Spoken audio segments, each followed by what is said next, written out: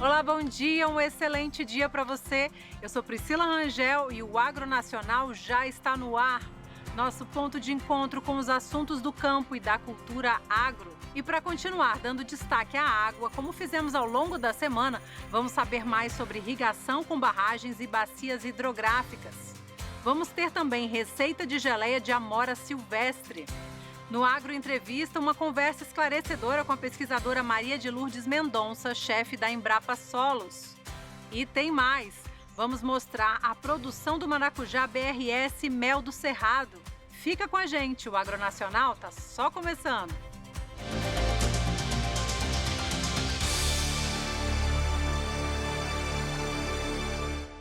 O Brasil utiliza apenas 15% de sua área potencialmente irrigável, mas isso pode mudar a curto prazo.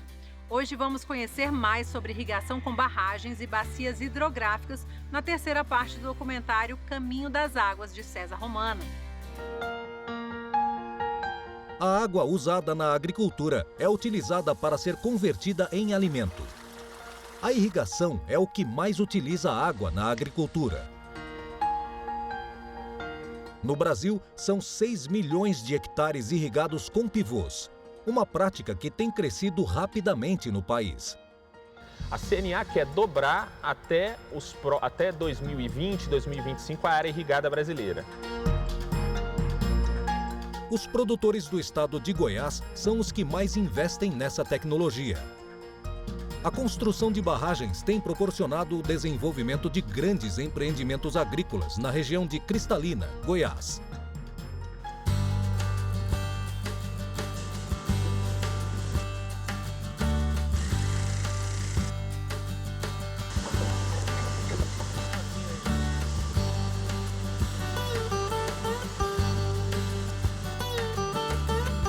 A Agrícola Verman, localizada no município de Cristalina, produz 4.000 hectares com hortaliças, soja e milho. Emprega cerca de 2.000 funcionários.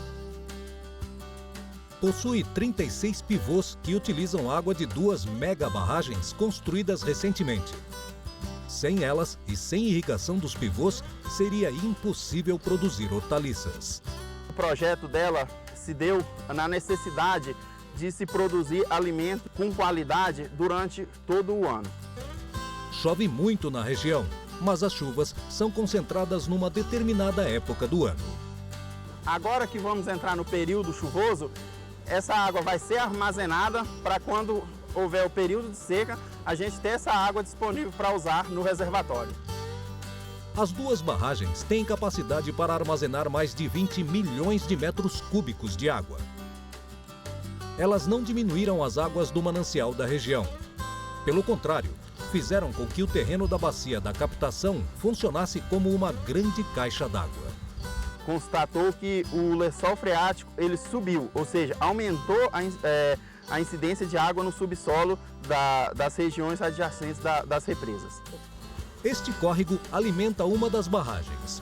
O volume que entra é o mesmo que sai, independente do período. O fluxo do rio continua o mesmo, a vazão continua a mesma, inalterada, antes e após a represa. Colocar a irrigação dentro da propriedade rural é incentivar o uso, intensificar o uso e produzir mais alimentos. As águas das barragens são responsáveis pelo plantio de 1.800 hectares de batata, 600 de alho, 350 de cebola, 80 de beterraba e 600 hectares de cenoura. Em 2014, a agropecuária produziu mais de 100 mil toneladas de alimentos.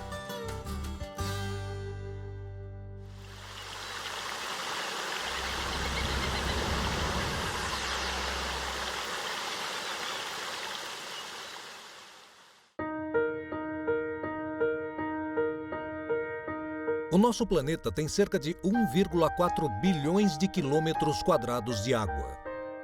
97% dela é salgada. Os outros 3% são gelo, concentrado nas calotas polares. 0,001% do total é água doce, o que resta para nós utilizarmos. Desses 0,001%, o Brasil detém 12%. Um número importante que retrata bem o desequilíbrio das águas no país. Na Amazônia, com apenas 7% da população, estão 70% das águas superficiais brasileiras. Nas regiões Sudeste e Nordeste, com 70% da população, estão apenas 9% dos recursos hídricos superficiais disponíveis. Enquanto chove na Amazônia quase 3.000 milímetros anuais, no Nordeste, a precipitação média anual nos últimos 2 anos não tem ultrapassado os 800 milímetros, 1/3 que chove normalmente na região amazônica. Fazer a gestão desse recurso tão escasso ultimamente é obrigação de todos. E tudo começa pela bacia hidrográfica. Mas o que é bacia hidrográfica? É uma região que possui diversos cursos de água que convergem para um rio principal. Toda a chuva que cai na região escoa também para este rio, formando uma única foz. Uma parcela da chuva que cai nessa região volta para a atmosfera em forma de evaporação, e outra é armazenada no subsolo para gerar os aquíferos, grandes reservatórios subterrâneos. São 12 regiões hidrográficas espalhadas pelo território nacional. São elas que irrigam e espalham as águas por todos os cantos do país.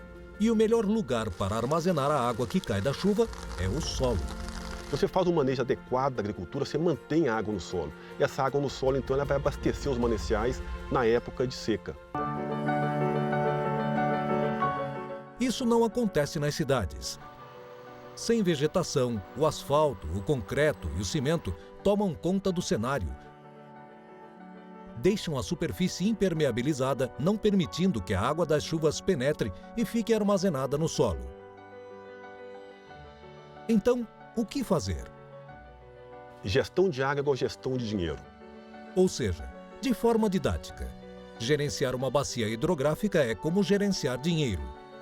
O quanto temos são as águas superficiais e subterrâneas que existem na bacia.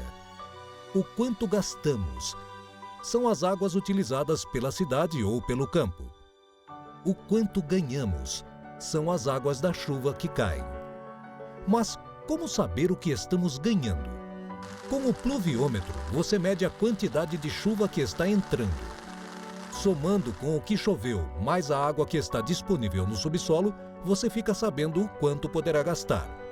Mas como saber o que estamos gastando? Para fins agrícolas, é medir a água evapotranspirada pela planta. A evapotranspiração é a soma da água que evapora do solo com a transpiração da planta. Pode ser medida de forma muito simples, através desse equipamento. Assim, sabe-se o quanto está gastando. Basicamente, ele mede a velocidade do vento, radiação solar, umidade relativa e, com isso, você calcula a evapotranspiração de referência. Com essas informações, velocidade do vento, radiação solar e umidade relativa do ar, você calcula o quanto está sendo gasto de água. Isso permite gerenciar o que pode ou não ser retirado da bacia. Como medir o que temos? As águas superficiais são medidas com pluviômetros. As águas subterrâneas são medidas de forma diferente. E esta é uma das formas de medir o que está no subsolo. Neste caso, vem um técnico com uma trena e ele mede a profundidade desse lençol freático. Essas informações auxiliam na tomada de decisão, ou seja, quanto se poderá retirar e, assim, gerenciar as águas de uma bacia hidrográfica. Se você conhece quanto você ganha, quanto você gasta, o que você tem, você pode gerenciar a sua vida e seu dinheiro. De forma simples, é isso. Fica o nosso agradecimento à produtora Videomakers por nos ceder esses trechos do documentário Caminho das Águas, de César Romana. E chegou aquela hora boa do programa em que a gente estimula os sentidos. Vamos aprender a fazer uma receita de geleia de amora silvestre com o nosso parceiro Vale Agrícola. Confere aí. Sabe aquela amorinha que cresce bastante no quintal? É vermelhinha e dá num pé cheio de espinhos? Ela é nosso ingrediente da receita de hoje.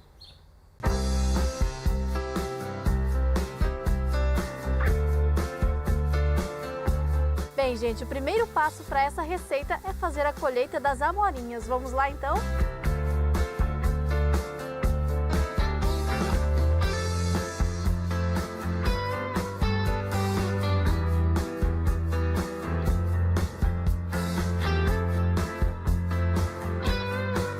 Anote o que você vai precisar para esta geleia. São 500 gramas de amoras já limpas e 500 gramas de açúcar.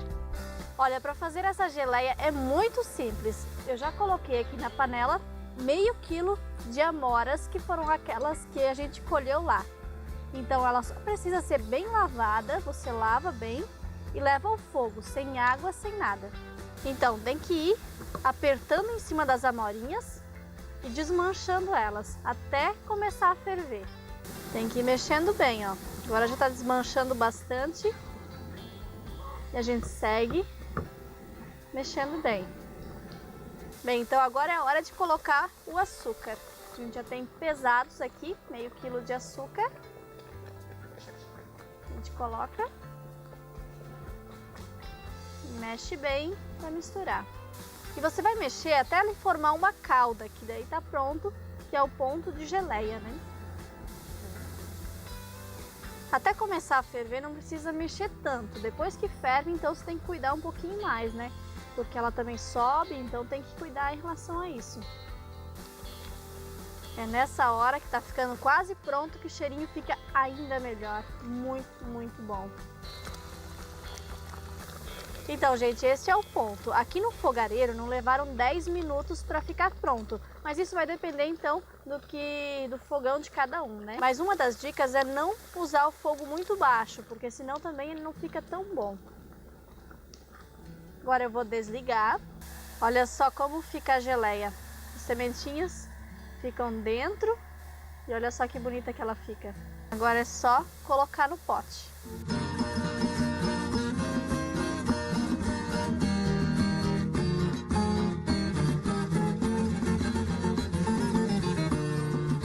E agora então a melhor hora da receita, fazer a degustação. A gente vai colocar aqui essa geleia, tá acompanhando o pão de milho, né? E uma boa dica também, é você coloca a geleia, coloca um pouquinho de nata junto.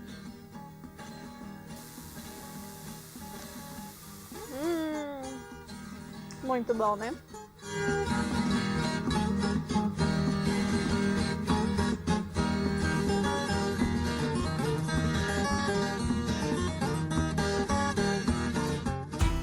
Hora do intervalo, mas no próximo bloco você acompanha a última parte da nossa conversa com a pesquisadora Maria de Lourdes Mendonça, chefe da Embrapa Solos. Você vai conhecer também a produção do maracujá BRS Mel do Cerrado. Nós voltamos já.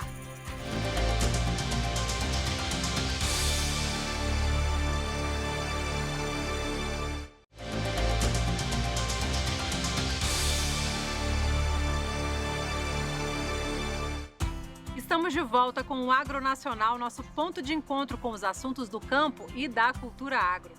No Agro Entrevista dessa semana, eu conversei com a pesquisadora e agrônoma Maria de Lourdes Mendonça, chefe da Embrapa Solos. Dá só uma olhada. E hoje, aqui no Agro Entrevista, a gente continua a conversa com Maria de Lourdes Mendonça, falando sobre solos, né?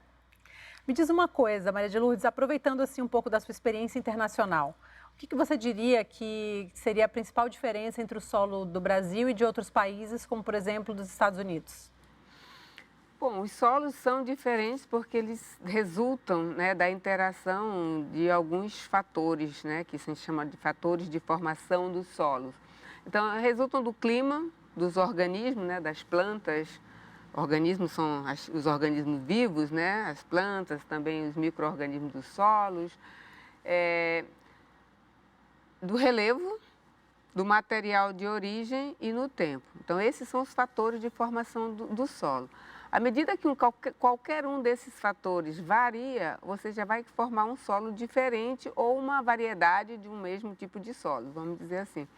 Então, dependendo desse clima, então nós temos, você falou dos Estados Unidos, o clima é muito diferente, né? O da Califórnia pode ser mais próximo, mas assim, em geral, vai ter solos diferentes. O que importa não é comparar os solos em si. Por exemplo, na Europa, os solos são ricos. Eu estudei, né, na Europa e eu trabalhava com solos muito ricos em cálcio, em magnésio, em potássio, riquíssimos, né? Mas, em compensação, as propriedades físicas, né, às vezes é de montanha, não dá para subir máquinas, ou então são áreas pequenas. Então, o importante não é comparar o solo, mas é conhecer o seu solo. Então, o Brasil precisa investir em conhecer melhor e em detalhe os solos brasileiros. É aí que faz a diferença, é aí que está o pulo do gato, porque se você conhece, você transforma. E o Brasil tem um programa específico, né, sobre solos. Conta pra gente um pouquinho sobre o Pronasolos. O Pronasolos é a menina dos olhos, né, da Embrapa Solos, mas ele também hoje é um programa que está no Ministério da Agricultura, é um programa que vai ser monitorado pelo TCU, é um programa que nós estamos na primeira fase. Foi criado aqui na Embrapa Solos, nasceu de um evento em Berlim, onde nós discutimos a governança de solos no país, que não existia uma governança, os dados estavam espalhados em escalas inadequadas e precisava que a sociedade tem que ter acesso. Então, o Pronasolo se propõe a organizar os dados existentes, a levantar as áreas prioritárias para serem mapeadas, a fazer novos levantamentos e aquisições de solos e a colocar isso numa plataforma disponível para a sociedade. Então, a primeira fase foi feita, que é organizar todos esses mapas e informações de solos que eu falei, desses 60 anos de história de solos no Brasil. Eles estão hoje na plataforma Pronasolos, versão 1.0, e em dezembro de 2021 nós temos que entregar para o Ministério da Agricultura. A ministra Tereza Cristina deverá fazer o lançamento da segunda etapa, que é a versão 2.0 dessa plataforma. E ali todos os dados, essa primeira parte é organizar, juntar as informações de solos existentes e colocá-las disponíveis numa base de dados aberta à sociedade. Outra entrega foi uma decisão sobre que áreas serão prioritárias para ser mapeadas. E a segunda fase, e terceira, e isso em 30 anos, é mapear todo o território nacional em escala maior que 1, igual ou maior que 1 para 100 mil. Né? Que aí você vai ter o quê? Vai ter uma base segura, boa, mais aproximada do que tem os Estados Unidos, por exemplo, para tomada de decisões, para políticas públicas, vai fortalecer o zoneamento de risco climático, a agricultura de baixo carbono. Você falou em algum momento da nossa conversa, né, que o cerrado, você associou a uma pobreza de solo. Só que a gente sabe também que o Cerrado agora é o maior produtor mundial de soja. Que tipo de investimento foi feito nesse solo para conseguir esse resultado? É esse o paradigma que eu digo que foi quebrado, né? Porque primeiro vem Pedro Álvares Cabral e diz que em se plantando tudo dá. Mas em se plantando tudo dá se tiver tecnologias, porque num solo com pH 4,5, 4 não vai dar a soja, e nem num clima como tinha em Brasília. E hoje a soja está lá no norte, já está no Maranhão, está na Bahia, está lá em cima. Então a soja é uma cultura que era produzida só no sul do Brasil. Então ela migrou. Mas por que ela migrou? É a mesma soja? Não. Além do solo, que eu já falei aqui, vou repetir, que foi feito o conhecimento dos solos ácidos, né, intemperizados, pobres, mas de excelentes condições físicas, plano, profundos, né? Isso aí levou que você o quê? Transforma esse solo, faz a correção, faz a adubação, mas também foi feito o melhoramento da soja. Né? Não é a mesma soja, é uma soja que foi se adaptando a um clima mais quente e que hoje está na Bahia, está no Maranhão, está no Goiás, está no Tocantins, né? Então há essa migração que era só para o sul. Então isso se chama pesquisa, isso é o que o Brasil também precisa investir muito, parte do seu PIB, né, desse PIB que é levantado pelo agronegócio, pela agricultura, deveria realmente voltar, na minha opinião, para investir em pesquisa, porque é pesquisa que levou o Brasil a essa transformação, apesar desses solos pobres, com o conhecimento, com a inovação, com a tecnologia, você tem o Brasil hoje celeiro do mundo, exportador, produtor, né, que não se compara com o que nós vivemos na década de 70. Muito obrigada, Maria de Lourdes, por tantas informações, pela disponibilidade de conversar com a gente e explicar um assunto que é tão importante, que faz tanta diferença na vida dos agricultores, dos produtores rurais, né? Muito obrigada. Eu que agradeço a oportunidade e ficamos à disposição quando vocês quiserem falar de solo e água e que com o clima e as plantas você tem a sustentabilidade do planeta e a segurança alimentar.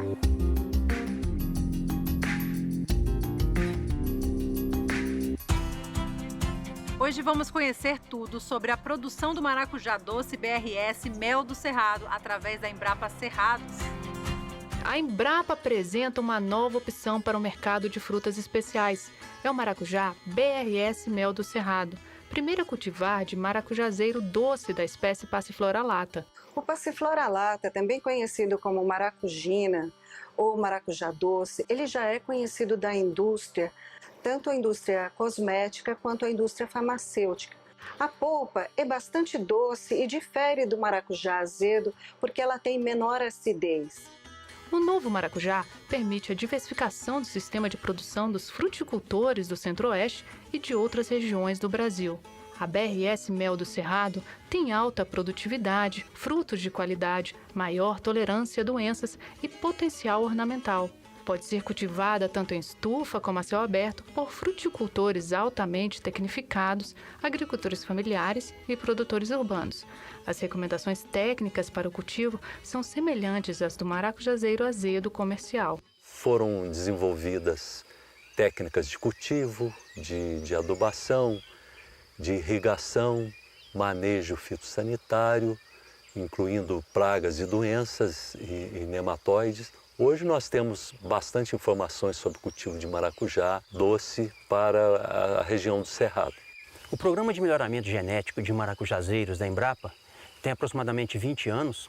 Então, ao longo desses 20 anos foram feitos trabalhos de seleção e recombinação, utilizando técnicas modernas de análise de DNA para aumentar a eficiência do programa nas suas mais diferentes etapas, de modo que o tempo de desenvolvimento da cultivar seja mais rápido e a solução tecnológica chegue mais rapidamente aos consumidores, aos produtores, selecionando as plantas com maior produtividade, maior resistência a pragas e doenças e com um formato de fruto para agradar os mercados mais exigentes.